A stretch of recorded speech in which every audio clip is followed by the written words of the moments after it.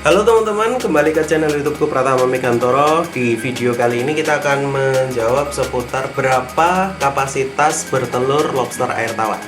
Simak terus.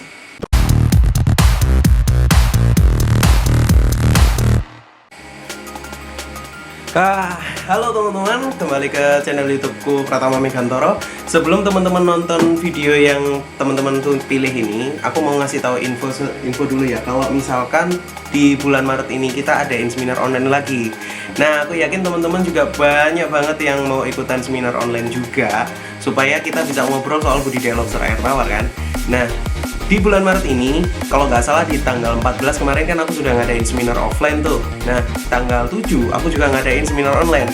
Di tanggal 21 Maret ini nanti aku juga akan ngadakan seminar online lagi untuk teman-teman yang mungkin pengen belajar seputar budidaya lobster air tawar juga, tapi kamu terlalu jauh untuk datang ke sini.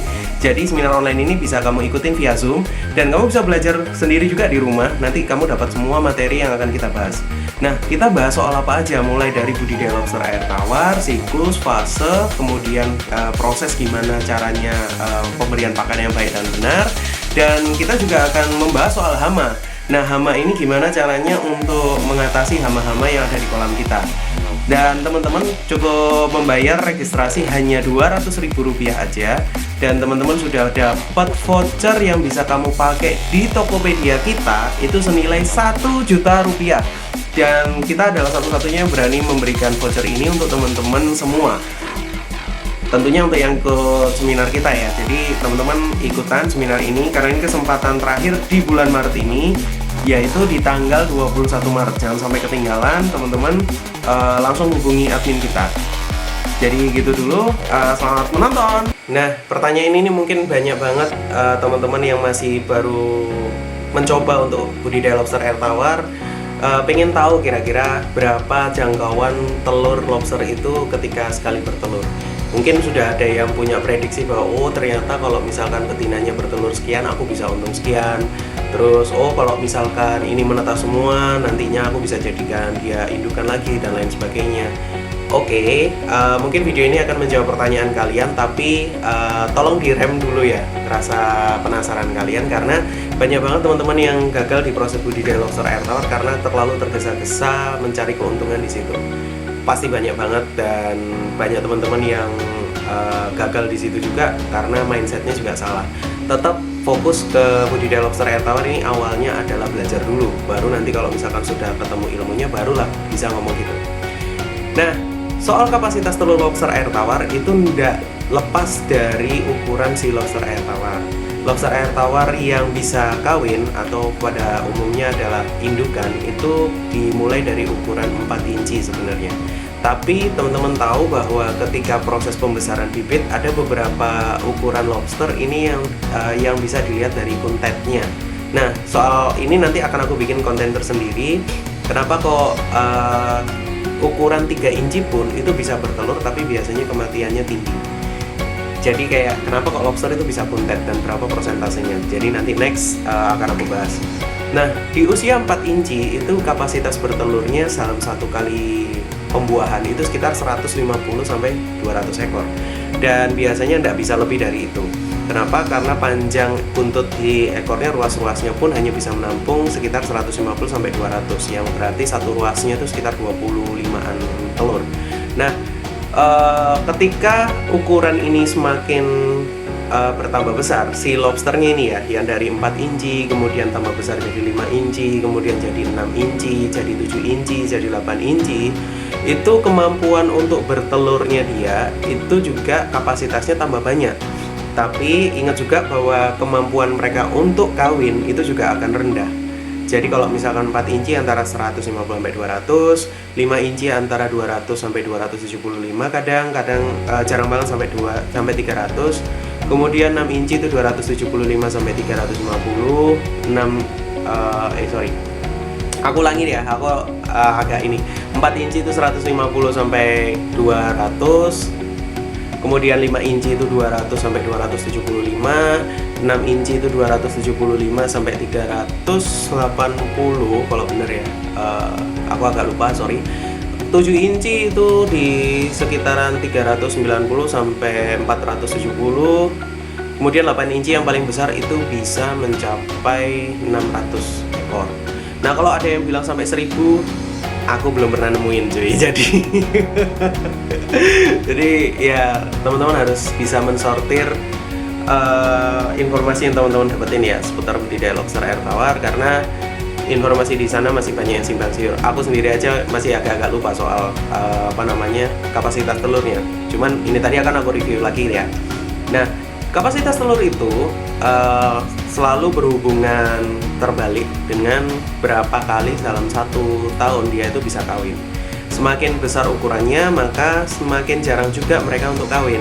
Nah, berarti kalian harus mempersiapkan atau harus prepare ukuran berapa lobster air tawar yang tepat untuk memulai fase indukan. Cuman kadang ada yang begini, problemnya adalah di sini. Ketika teman-teman mulai proses budidaya dan mau fokus untuk kawin, indukan yang teman-teman siapin itu kadang masih rentan dalam fase adaptasi. Nah, jadi tetap sebelum teman-teman memikirkan soal kapasitas ini, problem utama dari lobster air tawar jelas adalah fase adaptasi. Aku pun ketika membuka kemitraan ini dengan memberikan garansi ke teman-teman yang budidaya selama 2 bulan, itu bukan berarti menjamin bahwa lobsterku ini tidak akan ada kematian sama sekali loh. Aku menjamin garansi ini adalah supaya teman-teman belajar mengurangi fase adaptasi yang mungkin akan terjadi di kolam kalian. Karena dimanapun ketika pindah kolam pun adaptasi itu akan selalu terjadi. Dan tidak ada yang bisa menghentikan proses adaptasi itu terjadi, karena ini proses yang terjadi secara alamiah. Loh mas, berarti hal itu hanya bisa kita persiapkan untuk pengurangan kematian dan adaptasinya. Iya benar, seperti beberapa videoku yang dulu-dulu yang aku jelasin dan aku ceritain ke kalian bahwa ada 4 hal yang memang harus kalian siapin. Yang pertama itu adalah gimana caranya jaga suhu, jaga TDS, jaga pH, dan juga jaga amonia. Jadi kalau misalkan ngomongin soal kapasitas telur, jelas ini juga mempengaruhi keputusan kalian untuk memulai budidaya di ukuran berapa. Lah terus kalau misalkan Tama Lobster sendiri biasanya itu pakai lobster air tawar yang ukuran berapa mas? Kita biasanya menggunakan ukuran 4-5 inci yang sudah selesai adaptasi di sini. Cuman biasanya ketika pengiriman, karena kita pakai kargo, itu pasti berbeda dengan kita yang antar sendiri. Nah, kapasitas armada kita untuk ngantar sendiri baru bisa menjangkau Surabaya, Sidoarjo. Kadang kalau misalkan kita bisa kirim ke Malang, kita kirim sendiri, tergantung dari rutenya.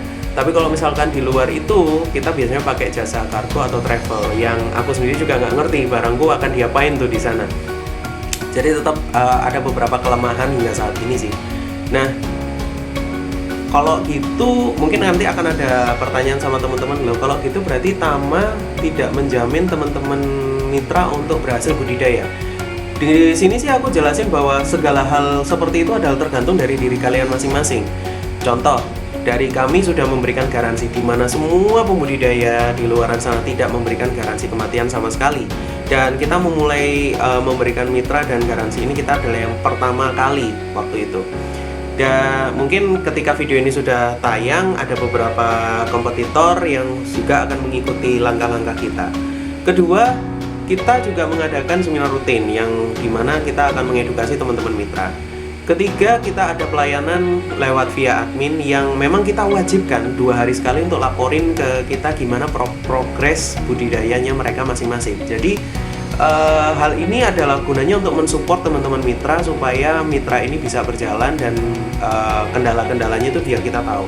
Jangan sampai teman-teman mitra ini hanya menghubungi kita ketika ada kendala aja. Nah, itu yang kita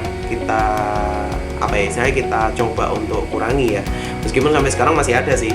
Nah, ketika proses budidaya itu berarti Mas Tama dan tim Tama Lobster mengirimkan ukuran 4-5 inci ya Mas ya? Iya benar. Kenapa kok seperti itu? Karena kapasitasnya memang tidak terlalu banyak, tapi lifespan kalian ketika memulai budidaya itu akan cukup lumayan panjang ketika dia berhasil proses adaptasi di situ. Kalau nggak berhasil ya waspada aja, ketika teman-teman mulai budidaya bisa-bisa gagal juga, itu juga bisa. Nah, terus pertanyaan berikutnya ya, masih soal kapasitas telur. Ketika sudah bisa bertelur dari kapasitas lobster yang kita inginkan, kapan aku bisa mulai usaha untuk skala bisnisnya, Kak? Usahakan ketika generasi kedua ya. Jadi ketika lobster yang kamu dapetin masih bertelur sesuai kapasitas kamu biarin dulu dan kamu besarin untuk jadi indukan baru.